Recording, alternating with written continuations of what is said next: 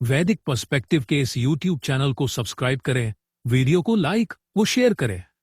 ओम आनासत्या त्रिभ्य एकादशैः इह देवेभ्यः यातं मधुपेयम् अश्विना प्राआयुः तारिष्ठं निहरपांसि मृक्षतं सेधतं द्वेषः भवतं सचा भुआ।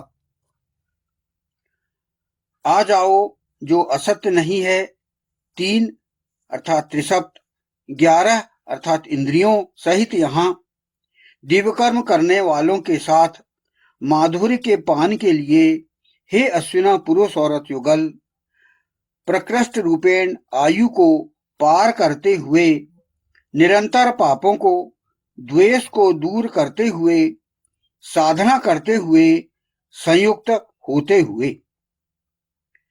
यह मंत्र ऋग्वेद के प्रथम मंडल के 34वें सूक्त का 11वां मंत्र है और वे अच्छे से जीवन जिए। और यहीं पर 11वें मंत्र में भी वही बात दोहराई गई है। तो जो बात दोहराई गई है, जो बात बार बार रिपीट की जाती है, उसका अर्थ हम ये समझें कि उसको हमें अच्छे से समझना है, दिमाग में ठुक जाना चाहिए, हमारा ब्लूप्रिंट बन जाना चाहिए। ये इसका अर्थ होता है। ईश्वर यह चाहता है कि वह उसके आदर्शों के अनुसार चले।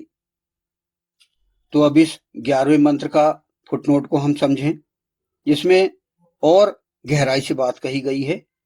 उसमें कहा गया है इस प्रथम फुटनोट में, आ जाओ जो असत्य नहीं है, 3 अर्थात त्रिसप्त, 11 अर्थात इंद्रियों सहित यहाँ।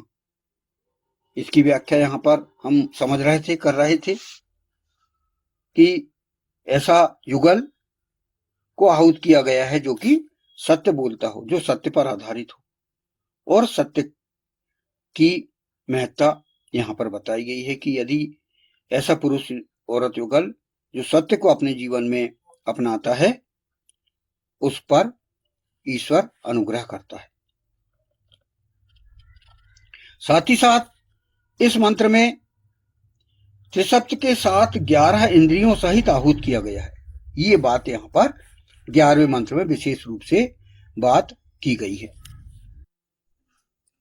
तो वास्तव में ईश्वर, ईशान परम परमात्मा प्रत्येक व्यक्ति को एक व्रत का पालन करने की ओर आहूत कर रहा है इस मंत्र में। तो इस संदर्भ में एक मंत्र मुझे याद आया, अग्ने व्रत पते व्रतम चरिष्यामि तत्सख्यम तन्मे राधितमम इदम अहम अंध्रतात तत्सत्यम उपेमि। इसका अर्थ है, हे प्रकाश की ओर ले जाने वाले व्रतपति, कहो व्रत पर चलूंगा, उसमें समर्थ हूं, उसमें मेरे लिए दोनों समृद्ध करें। यह हमें अनरत से सत्य को उपासना पूर्वक प्राप्त हों। तो इस मंत्र का अंतिम जो मंत्रांश है, वह यह कहा गया है, चूंकि यह मंत्र संदर्भित चल रहा है, इसमें इस छोटे से मंत्र को हम समझ के आगे बढ़ें। इस मंत्रांश का हिंदी अनुवाद है, यह में अनरत से सत्य को उपासना पूर्वक प्राप्त हूं, इदम अहम अंध्रतात तत्सत्यम उपेमि। तो इस विषय में इसमें ये कहा गया है, अनरत वह है जो विश्व सत्य है, ऋत के एकदम विपरीत हो। अनरत मतलब जो सत्य नहीं है, जैसे कि हम ना सत्य की बात यहां पर कर रहे हैं, समझ रहे हैं। अनरत से सर्वोत्तम सत्य को प्राप्त होना आवश्यक है, यह बताया गया है। सत्य को और ऋत को प्राप्त होना और सत्य को प्राप्त होने के उपरांत ही संभव है। अर्थात जब तक हम सत्य को प्राप्त नहीं करेंगे, तब तक हम ऋत को प्राप्त नहीं कर सकेंगे। ऋत है नियम, वेद के नियम।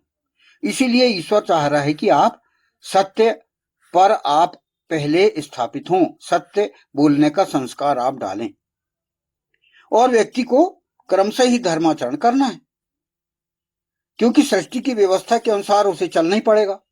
यदि वो सत्पुरुष बनना चाहता है तो उसे कोई भी ऐसा कार्य करने का प्रयास नहीं करना है जो सृष्टि की व्यवस्था में किया जाना संभव ही ना हो।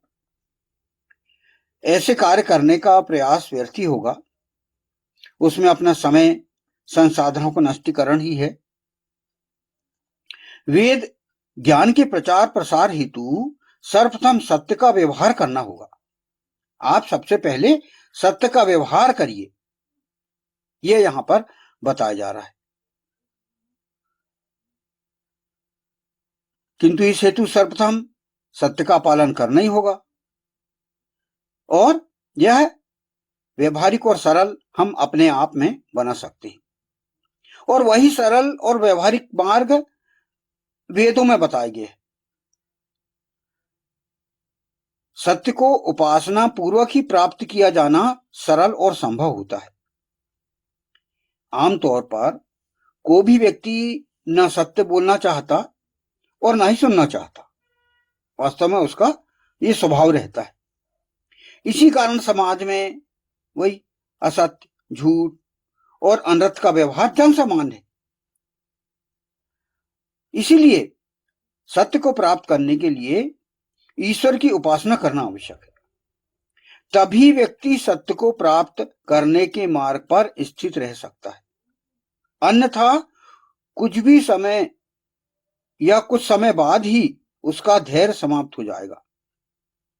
ईश्वर की उपासना ही व्यक्ति को सत्य को जानना, मानना तथा उस पर चलने की शक्ति प्रदान करता है।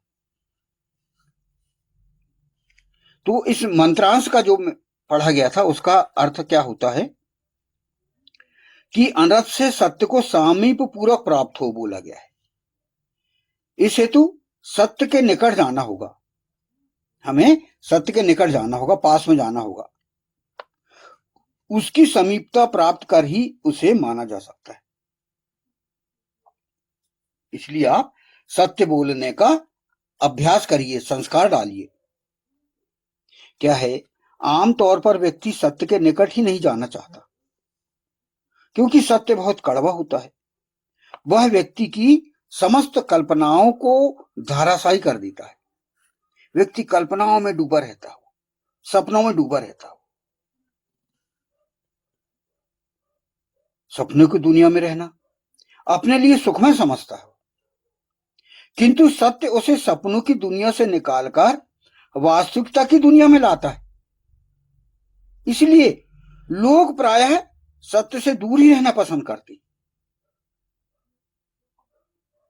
लोग वही पढ़ना, सुनना और देखना पसंद करते हैं जो उन्हें अच्छा लगता है, किंतु सच्चाई उससे भिन्न रहती है।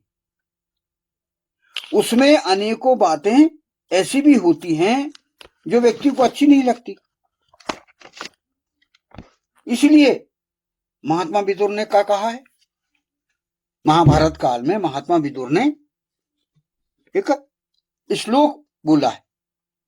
वह क्या है, बहुलाहा पुरुषा राजन सत्यम प्रियम वादिनः सत्यम तु पथस्य वक्ता श्रोता चा दुर्लभः। इसका हिंदी अनुवाद है, हे राजन, सत्य और प्रिय बोलने वाले अनेकों पुरुष पाए जाते हैं, किंतु सत्य तथा अनुगमनीय बोलने वाले और सुनने वाले दोनों ही दुर्लभ हैं। इसी कारण इस मंत्र में अनर्थ से सत्य को सामीप्य पूर्वक, उपासना पूर्वक प्राप्त करने या प्राप्त होने के विषय में बोला गया है। तो यहां कहा गया है कि सत्य सुनने वाले बहुत ही दुर्लभ होते हैं। सत्य आप उनको बताओ या सच्चाई उनके सामने लाओ तो वे कई बात में बुरा मान जाते हैं। इसलिए यहां पर इस मंत्रांश में सत्य की बात कही गई है। इस 11वें मंत्र को हम चूंकि समझ रहे हैं तो उसमें यह बात आई, मंत्र मुझे याद आया तो मैंने ये बताया। तो यहां पर वही समझा जा रहा था कि जो है ईश्वर ने कहा यहां पर इस मंत्र में, आ जाओ जो असत्य नहीं है, 3 त्रिसप्त 11 इंद्रियों सहित यहां। ये इस मंत्र में यहां पर आहूत कर रहा है। वो बोला जा रहा है कि आप सत्य बोलिए और उसकी ट्रेनिंग लीजिए, तभी हम धर्म पर आचरण कर सकते हैं।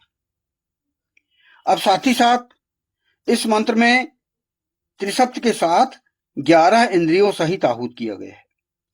क्या कहा गया है कि आप त्रिसप्त अर्थात वही जो कि इस पिछले 10 मंत्रों में संदर्भ चल रहा है त्रिसप्त,